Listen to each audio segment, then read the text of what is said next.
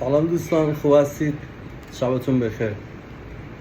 ما یه مریضی داریم اینجا، بعد میبینید که اونجا خوابیده.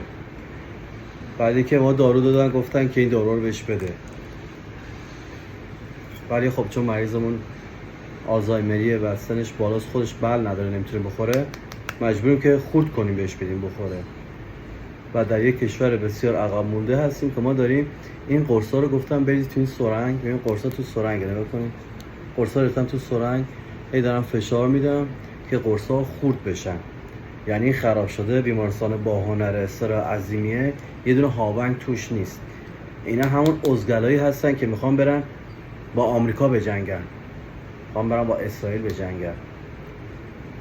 ببینید با سختی دارم این قرص خورد میکنم که بعدم پودر بشه، بریزمش توی آب و اونجا همینطوری با سرنگ بدم مریضم بخوره.